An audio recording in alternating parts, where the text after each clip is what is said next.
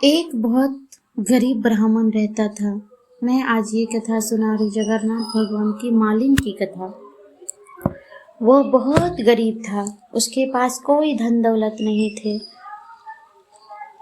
एक मुट्ठी चावल से कैसे भगवान को रिझा लिया उस मालिन ने। सुनते हैं कथा, सुनिएगा। जगन्नाथपुरी धाम में एक समय एक गरीब माली फूल बेचने वाला भक्त रहता था। उसका नाम था बीसू माली। कहीं कहीं किसे मालिन भी कहते हैं।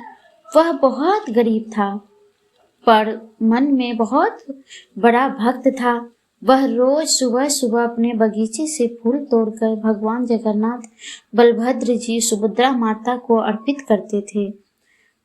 भगवान के दरबार में कोई नहीं पहचानता था, पर उसके मन में केवल एक ही भाव था, हे प्रभु, मेरे पास कुछ नहीं है पर मेरा प्रेम सच्चा है।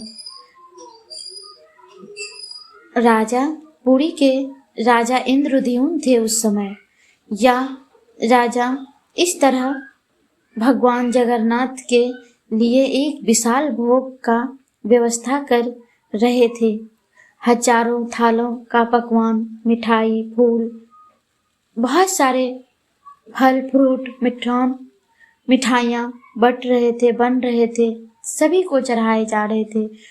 तभी राजा ने कहा, आज इतना बड़ा भोग लगाएंगे कि भगवान बहुत प्रसन्न हो जाएगा। इसी बीच गरीब माली अपने फूल लेकर आया और उसके पास कुछ नहीं था, बस एक मुट्ठी भर चावल थी जो उसकी पत्नी ने भात बनाई थी। उसकी पत्नी प्रेम से भेजी थी जगन्नाथ भगवान को अर्पित करने के लिए।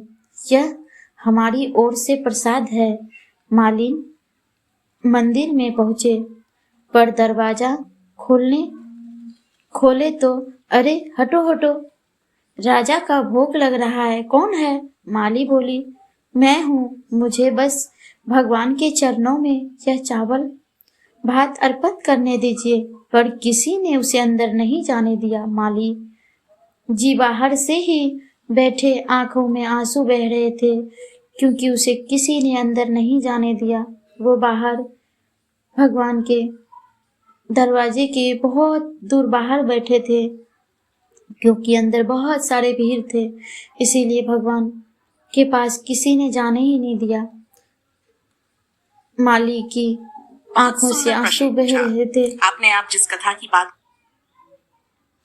बह रहे थे और बोला कि हे भगवान, बस मेरे पास तो कुछ नहीं है, एक मुट्ठी चावल भात है, यही मेरा प्रेम है, यह मेरा हृदय में है, यह स्वीकार कर लीजिए। भगवान की लीला तो अपरंपार है। उसी समय मंदिर के भीतर भगवान जगन्नाथ आए और मुस्कुराकर बोले, राजा, राजभोग चल रहा है ना? पर भगवान ने एक गिरस भी नहीं खाया। पंडित और राजा सचेत रह गए।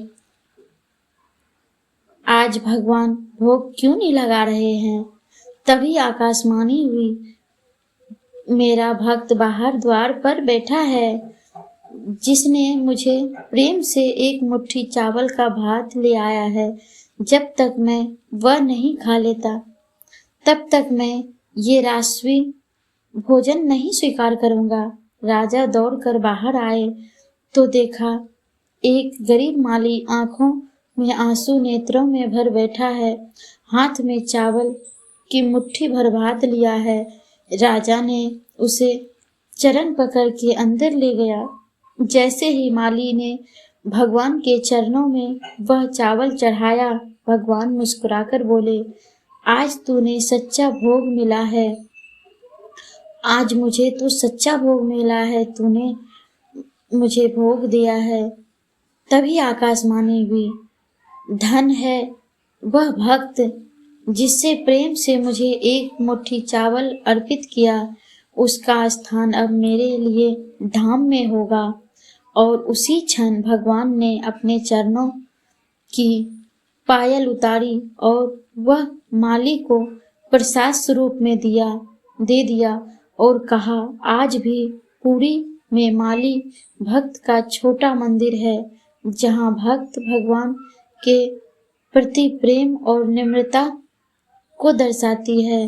भगवान का भाव है कि भगवान को धन दौलत नहीं चाहिए, बल्कि सच्चा प्रेम चाहिए। राजा का भोग बिठुर कर पर सच्चे मन में एक दाना भी स्वीकार नहीं किया और राजा देव सोने का थाल माली वो भी नहीं लिया। माली देव प्रेम का भात स्वयं स्वीकार किया। इसीलिए तो कहते हैं जगन्नाथपुरी धाम में भगवान भाव के भूखे हैं, प्रेम के भूखे हैं, अहंकार के नहीं, 56 भोग के नहीं। जिसका मन में सच्चा प्रेम है उसको ठाकुर जी मिलते हैं और मोक्ष प्रदान करते हैं। माली भक्त के संग में वैसा ही हुआ।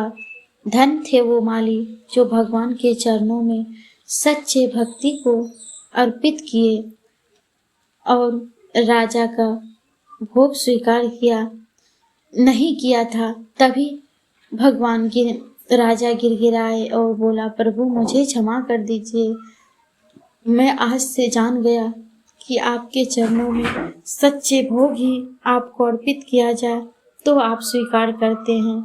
उसी दिन से राजा इंद्रद्युम्न ने संकल्प लिया कि आज से भगवान का सच्ची भक्ति करेंगे और वो उस दिन से इतना बड़ा भक्त बन गया, बहुत बड़ा भक्त बन गया।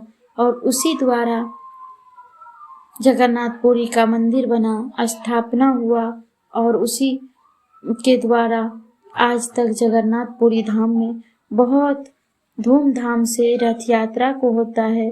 और आज भी राजा इंद्रद्युम्न और उसकी पत्नी गुनिचा देवी, गुनिचा मंदिर दोनों आज तक प्रसिद्ध है और हर वर्ष आषाढ़ माह में रथ यात्रा निकलते हैं और भगवान का रथ आयोजन होता है। और कलयुग में तो अभी धूमधाम से हो रहा है। इसीलिए भगवान सच्चे भक्त के हृदय में हमेशा विराजमान रहते हैं। राधे राधे।